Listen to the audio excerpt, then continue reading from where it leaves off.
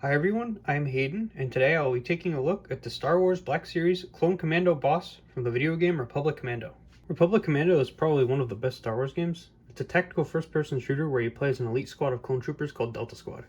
And boss here is the boss of Delta. I was really excited when this line of figures released, but they took a while to come out and I ended up losing interest by the time Scorch released, so I don't have him. But I will be reviewing all the ones that I do have. So for now we're starting with boss, and this figure looks really good.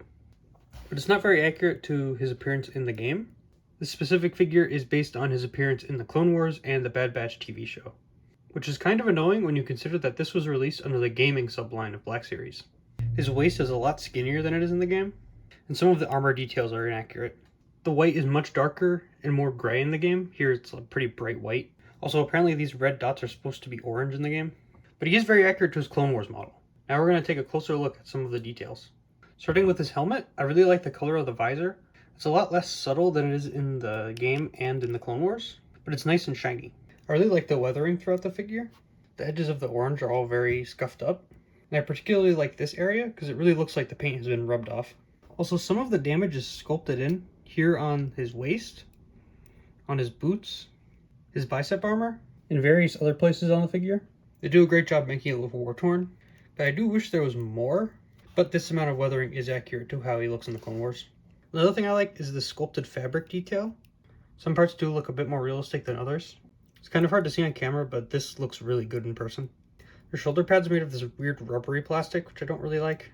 They don't really rest on his shoulders properly. It's supposed to look like that, but they end up flaring out. His knee pads are also rubbery.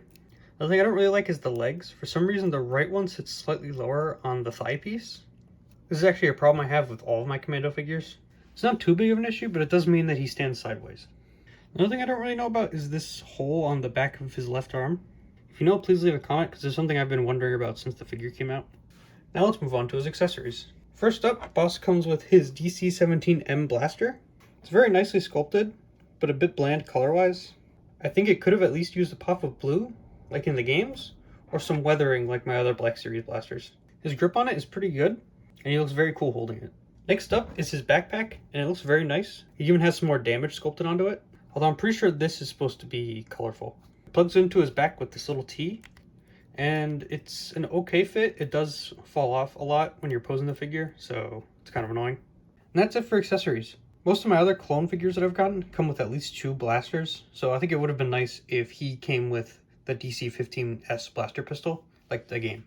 For articulation, he has a ball joint at his head and at the base of the neck, so you can do stuff like this, and it gives him a pretty decent amount of motion. The shoulder pad and the arm move separately, so you're going to want to hold them both while rotating it.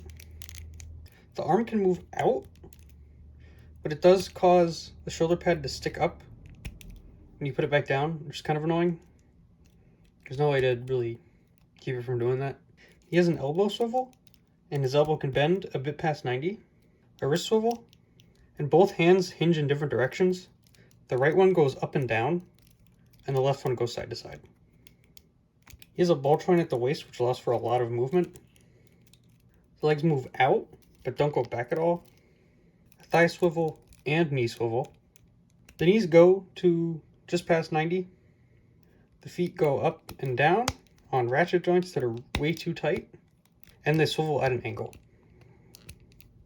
The articulation is really good. You can get into a lot of poses pretty easily. I know lack of articulation is a problem with a lot of Black Series figures, so he really stands out.